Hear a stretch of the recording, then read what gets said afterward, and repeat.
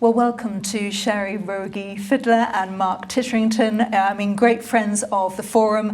Mark, co-founder and director, in fact, and Sherry, president and CEO of the Farm Foundation, based in Chicago.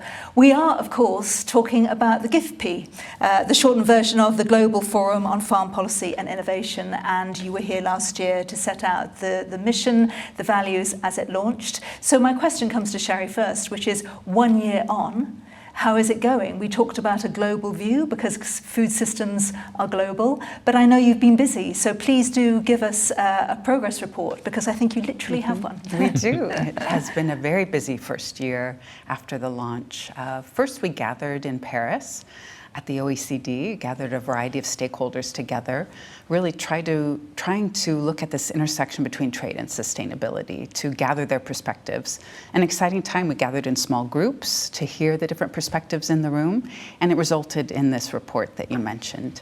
So now we're busy sharing the report and continuing to get that feedback and to cast the vision to a second gathering where we can continue to advance this work on a multi-stakeholder basis and to try to bring in more voices into that dialogue. This was something you talked about last year as well, taking the collaboration wider and plugging the knowledge gaps. So again, maybe in terms of how the report takes that on, what are the takeaways? What are you hearing quite clearly and how are those gaps being plugged? I would say there was alignment. Mark, you can agree or disagree. Alignment on a desire to continue to find more collaboration.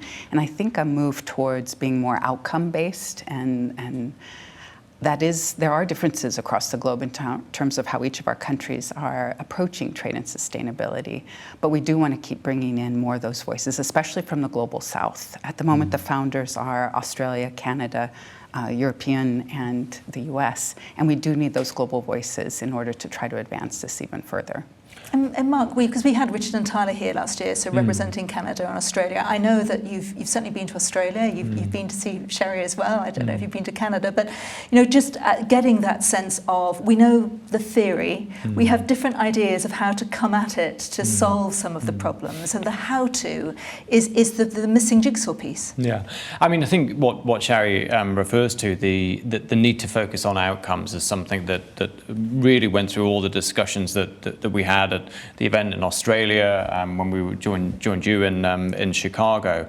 That if we're taking soil as an example, an improvement in soil health, well, that's context specific, it's local specific. And so how the US improves soil health versus how Australia might do it, or how the European Union might do it, the how may be less important than whether or not it does actually improve the health of the soil and the biodiversity that's within it. And it seemed to us, I think, or at least certainly to me, what resonated coming out of that is that could be something that we could hang a more progressive approach to trade to advance sustainability from what we were discussing. So there's a lot of nuance in that. There's a lot of detail. We fully accept that. But as a kind of North Star, it felt like it meant something. And you are relentingly optimistic, is that right? You've said before there's never been a more exciting time to be in agriculture, regenerative, nature positive. You are seeing then these outcomes. Look, wherever I go, I had the privilege, as Sherry knows, to be with you in Chicago last year and in Australia. The event in Paris, to give kind of some sense of that, you had half of the member states of the OECD interacting with civil society, with private sector, with farmers and landowners. I think probably everybody agreed that it was a relatively unique experience. When you put people in the room and you start having conversations about how you unlock things, I think then you start to generate ideas and thinking, okay, well, if you say that to me, Alex, maybe I need to think slightly differently about how I felt that view in the past. And that's what we're trying to do, I think, in formulating these networks and formulating that dialogue. I remain as convinced as ever that that's what unlocks ideas, new solutions, the thinking that we need. So yes, I am relentlessly optimistic. I understand that. Some might say I'm hopelessly naive, but I think it's the right way to go. Yeah. Unlocking then, finding the keys to the door. Sherry, I can see you nodding. Trade barriers, minimizing those, that's always going to be part of what the GFFPI are interested in, right?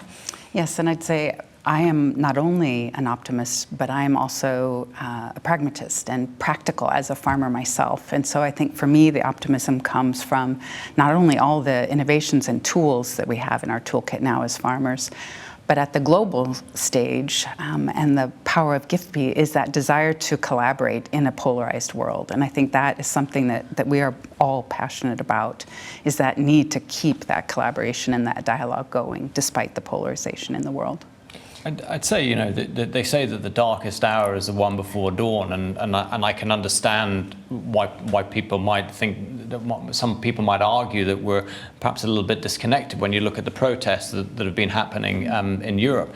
I've always said that it's never been a more interesting and exciting time to work in food and farming, because I really do feel that we're on the cusp of the innovation, the practices, the funding that needs to get into farmers' pockets that will increase their income, that it will enable this transition to move forward. So what does get it over the line? I don't know, I mean, you can't answer that, I know completely, but I know you have said the can-do attitude of farmers that you've seen when you've visited Adelaide, when you've been to Chicago and Washington.